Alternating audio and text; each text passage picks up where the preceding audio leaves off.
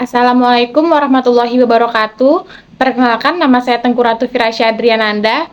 Saya dan teman-teman saya akan menjelaskan tentang teori akuntansi, konsep pengakuan dan pengukuran pendapatan. Saya sendiri akan menjelaskan tentang pengertian pendapatan. Pendapatan adalah arus masuk manfaat ekonomi yang diperoleh perusahaan dari kegiatan operasional normal, seperti penjualan barang, pemberian jasa, bunga, dividen, royalti, dan sewa. Menurut FASB dan PSAK nomor 23, pendapatan dapat berupa peningkatan aset atau penyelesaian kewajiban yang menyebabkan kenaikan ekuitas. Namun bukan berasal dari tambahan modal pemilik. Pendapatan memiliki peran penting dalam perekonomian karena meningkatkan kesejahteraan melalui kegiatan produksi barang dan jasa. Secara umum, pendapatan dibagi menjadi dua jenis, yaitu pendapatan operasional, yaitu pendapatan yang berasal dari kegiatan utama perusahaan, seperti penjualan barang atau jasa. Terus yang kedua ada pendapatan non-operasional, yaitu pendapatan yang diperoleh di luar kegiatan utama perusahaan, seperti hasil dari aktivitas lain yang bukan operasi utama perusahaan. Assalamualaikum warahmatullahi wabarakatuh. Perkenalkan, nama saya Rinda Mutia. Di sini saya akan membahas tentang pengertian pengakuan pendapatan dan metode pengakuan pendapatan. Nah, pengakuan pendapatan adalah proses perekaman formal sebuah item dalam catatan akuntansi yang akhirnya dilaporkan dalam laporan keuangan, termasuk pelaporan awal sebuah item maupun perubahan berikutnya berhubungan dengan item tersebut. Nah, secara lebih luas, dalam akuntansi, pengakuan seringkali diinterpretasikan sebagai pencatatan menyangkut efek dari suatu transaksi, kejadian, atau keadaan terhadap elemen-elemen laporan keuangan dalam pembukuan sehingga dapat disajikan dalam laporan keuangan. Nah, terdapat dua metode dalam pengakuan pendapatan yang seringkali kita ketahui, yaitu yang pertama ada proses pembentukan pendapatan atau earning process. Earning process atau proses pembentukan pendapatan merupakan pemahaman mengenai terjadinya pendapatan. Konsep ini didasarkan pada asumsi bahwa seluruh aktivitas operasional yang dilakukan untuk memperoleh hasil, seperti proses produksi, pemasaran, hingga penagihan piutang, turut berkontribusi terhadap terbentuknya pendapatan akhir. Nah, yang kedua ada proses realisasi pendapatan atau realization process. Proses realisasi pendapatan merupakan proses pengakuan pendapatan yang terjadi ketika suatu produk telah selesai diproduksi dan dijual berdasarkan kontrak penjualan.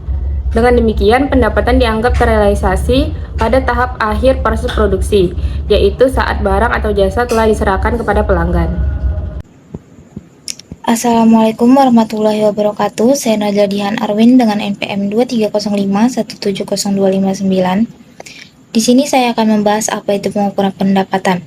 Pengukuran pendapatan merupakan unsur-unsur yang sangat penting dalam laporan keuangan karena dalam melakukan aktivitas usaha dan manajemen perusahaan tentu ingin mengetahui nilai atau jumlah pendapatan yang diperoleh dalam suatu periode akuntansi yang diakui sesuai dengan prinsip-prinsip yang berlaku umum. Pengukuran merupakan saat di mana pendapatan diukur dengan nilai wajar imbalan yang diterima atau dapat diterima. Pengukuran pendapatan berkaitan erat dengan penentuan jumlah rupiah yang secara tepat mencerminkan nilai ekonomis dari transaksi yang telah terjadi. Pendapatan harus diukur secara wajar sesuai dengan prinsip pengakuan pendapatan untuk mengukur pendapatan yang diterima sebenarnya oleh perusahaan dan dapat disajikan dalam laporan keuangan sesuai dengan standar akuntansi keuangan yang berlaku. Pengakuan dan pengukuran pendapatan harus dilakukan secara akurat agar perusahaan mampu menyajikan laporan keuangannya secara wajar. Ikatan Akuntansi Indonesia mendefinisikan pengukuran sebagai proses penetapan jumlah uang untuk mengakui dan memasukkan setiap unsur laporan keuangan dalam neraca dan laporan laba rugi. Terima kasih. Baik, di sini saya akan melanjutkan. Saya akan membahas dasar pengukuran pendapatan menurut PSAK nomor 23, seperti yang kita lihat di PPT. Dasar pengukuran pendapatan menurut PSAK nomor 23 sebelum PSAK 72 berlaku. Pengukuran pendapatan di Indonesia diatur dalam PSAK nomor 23, yang dimana pendapatan diukur berdasarkan nilai wajar imbalan yang diterima atau yang akan diterima perusahaan setelah dikurangi diskon dan potongan penjualan. Dalam pencatatannya terdapat dua metode, yaitu yang pertama basis accrual atau accrual basis, yaitu pendapatan dan beban diakui saat transaksi terjadi, tidak melihat apakah kas sudah diterima atau belum. memberikan laporan keuangan yang lebih akurat dan mencerminkan kondisi perusahaan sebenarnya. Yang kedua, ada metode basis kas atau cash basis, yaitu pendapatan dan beban diakui saat kas diterima. Kas diterima atau dibayarkan.